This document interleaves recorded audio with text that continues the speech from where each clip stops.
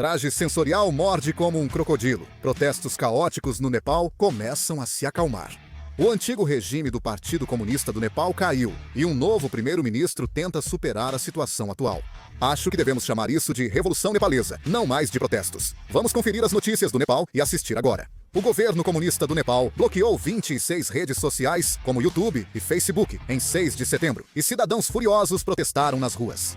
Com a polícia disparando munição real, houve várias vítimas, e os protestos se espalharam por todo o país. No dia 9, o primeiro-ministro Sharma Oli, pressionado pela opinião pública, renunciou e fugiu de helicóptero. O caos continuou, e o Parlamento, Suprema Corte e Procuradoria-Geral foram incendiados, levando o país à anarquia. Residências de políticos foram atacadas. A esposa do ex-primeiro-ministro morreu em um incêndio, e cerca de 13.500 detentos fugiram após ataque a uma prisão. Quando a situação piorou, os militares enviaram tropas. Porém, algo inesperado aconteceu recentemente. Na verdade, esses protestos não tinham um líder central. Assim, muitos achavam que o exército do Nepal daria um golpe e tomaria o poder. Algo surpreendente aconteceu. Começaram a escolher alguém para resolver pelo Discord. O servidor de jovens anticorrupção da Rami Nepal superou 145 mil membros em 4 dias, onde jovens do Nepal debatiam política e decidiam em tempo real. Esse servidor do Discord atuou como parlamento digital, com debates transmitidos pela mídia do Nepal. O impacto foi tão grande que o chefe do Estado-Maior do Exército do Nepal e o presidente contataram a administração do Discord. No Discord, foi eleito um primeiro-ministro interino para o Nepal. Após debates, 7.713 pessoas participaram e Susila Karki, ex-presidente da Suprema Corte, foi escolhida. Susila Karki, ex-presidente da Suprema Corte, foi a primeira mulher no cargo no Nepal, 2016 a 2017, e se destacou pelo combate à corrupção. A população do Nepal é de quase 30 milhões. Pode parecer que falta representatividade, pois só 7.713 pessoas votaram. Porém, o gabinete presidencial do Nepal reconheceu o resultado. Pela primeira vez, um representante nacional foi escolhido por plataforma digital. A situação recente no Nepal está sendo avaliada como um exemplo que mostra ao mundo que a tecnologia digital e a participação social da geração jovem podem se tornar um novo caminho para a transformação política. O interino Karki, 73, tomou posse em uma breve cerimônia, reconhecida pelo gabinete presidencial e pelas Forças Armadas do Nepal. Ele deverá liderar o governo interino por 6 meses, e o primeiro-ministro interino Karki imediatamente começou a lidar com as consequências da renúncia. Primeiro, ele dissolveu a Câmara dos Deputados do Nepal, que tinha muitos problemas, e também conseguiu obter o consentimento dos 8 partidos representados no Parlamento do Nepal.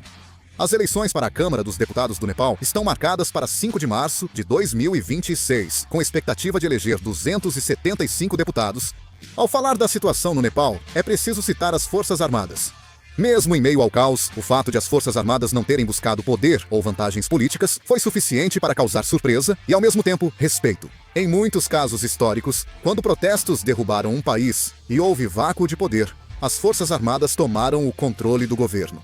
Na verdade, parecia ser o curso natural. Eu logo achei que as Forças Armadas nepalesas assumiriam o poder. As Forças Armadas do Nepal foram diferentes. Mesmo podendo assumir o governo após sua queda, nunca mostraram ambição política. A liderança militar focou em estabilizar a situação. Mesmo com manifestantes incendiando o parlamento e ministros atacados, o exército não usou violência indiscriminada contra civis.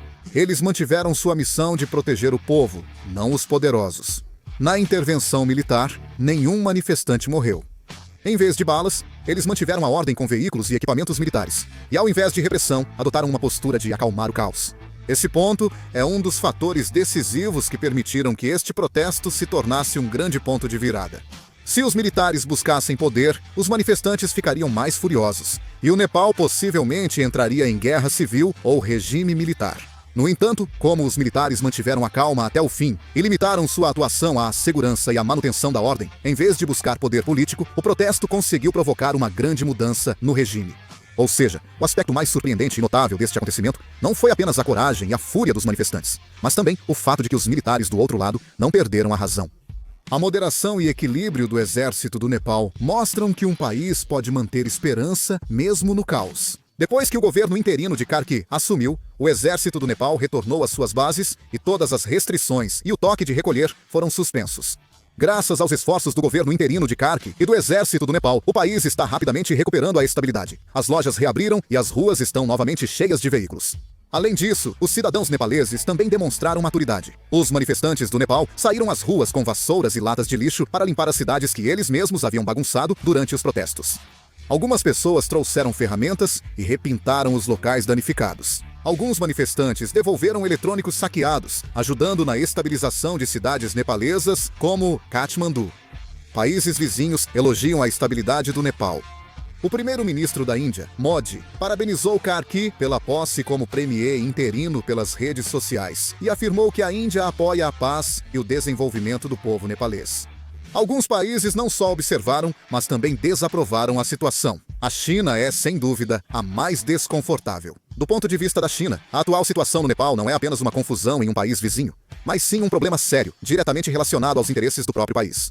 Recentemente, o Nepal vinha demonstrando uma inclinação cada vez maior em direção à China. Recentemente, os dois países faziam exercícios militares conjuntos, e o governo de coalizão, liderado pelo Partido Comunista do Nepal e Congresso do Nepal, mantinha relação próxima com a China. A China, por meio dessas ações, tentava atrair o Nepal como um aliado estratégico em meio à competição com a Índia, e na prática, estava consolidando o Nepal como um parceiro estável. Com a queda do governo e o povo nas ruas, a situação mudou rapidamente. Atualmente, os jovens e estudantes que estão levantando suas vozes nas ruas geralmente não são favoráveis à China. A aproximação do governo do Nepal com a China é vista como ameaça à soberania, aumentando a antipatia contra políticos pró-China e alimentando o sentimento anti-China. Alguns interpretam as cenas do parlamento em chamas e ministros atacados como o reflexo do sentimento anti-governo e da raiva contra forças políticas ligadas à China. Essa tendência não é bem-vinda do ponto de vista chinês. A China vê o Nepal como elo-chave na iniciativa Um Cinturão, uma rota, e busca controlar militar e economicamente as áreas de fronteira por meio dessa relação. No entanto, se a raiva popular crescer junto com o sentimento anti-China, existe o risco de que todo o capital diplomático cuidadosamente construído até agora simplesmente desmorone. Assim, a China pode não só demonstrar preocupação, mas também tentar intervir direta ou indiretamente. A China pode se oferecer para desempenhar um papel político ou de mediação, ou tentar recuperar sua influência oferecendo apoio econômico como pretexto. Se a situação no Nepal durar, a China terá que lidar com uma fronteira instável. Dada a importância estratégica do Himalaia, a China nunca ignorará o caos no Nepal. No fim, esse protesto não é só um evento político do Nepal, mas virou questão sensível com impactos diretos também para a China, vizinha poderosa. O Nepal conseguiu apagar o incêndio imediato com a posse do primeiro-ministro interino Karki, mas o caminho à frente ainda é cheio de desafios. O principal desafio é formar um governo legítimo e estável por eleições. Faltando 6 meses para as eleições de março de 2026, o primeiro-ministro Karki deve focar em combater a corrupção, reformar o sistema eleitoral e resolver conflitos sociais. Em especial, como os partidos tradicionais já estão profundamente enraizados, uma das variáveis para o futuro do país será o quanto as novas forças políticas, surgidas principalmente no Discord, conseguirão entrar no sistema estabelecido. Se as forças políticas tradicionais voltarem ao poder, a revolução pode ser apenas uma explosão passageira. Os problemas econômicos são inevitáveis nessa confusão, afetando fortemente turismo, comércio e investimentos no Nepal. O fluxo de turistas foi interrompido. O capital estrangeiro está começando a se retirar devido à instabilidade, e já há sinais de aumento dos preços e do desemprego. Sem medidas concretas do governo provisório para a economia, o apoio popular pode cair, e há risco de desperdiçar os resultados da revolução. As relações exteriores também são um fator de instabilidade. A Índia apoiou, chamando o Nepal de país irmão, mas depender muito dela pode ser um fardo diplomático. A China observa a situação com desconforto e deve pressionar para recuperar sua influência política e econômica. Estados Unidos da América e União Europeia apoiaram a restauração da democracia no Nepal, tornando-se um grande teste para o país equilibrar a diplomacia entre potências. O essencial é a participação contínua da sociedade civil nepalesa. A participação política e consciência cívica dos jovens no parlamento do Discord já chamaram a atenção internacional. No entanto, se o entusiasmo online não se traduzir em política institucional real, esta revolução pode ser registrada apenas como um experimento momentâneo. No final das contas, não é exagero dizer que o futuro do Nepal depende de conseguir consolidar esse novo experimento de democracia digital dentro de um quadro institucional. O Nepal enfrenta uma escolha: seguir com o novo modelo político de democracia e tecnologia digital em meio ao caos, ou permitir que forças tradicionais retomem o controle e o país retroceda. Este é um momento histórico, por isso o mundo observa o Nepal. O que acham do sucesso dos protestos lá? Deixem seus comentários. Vou encerrar o vídeo. Obrigado.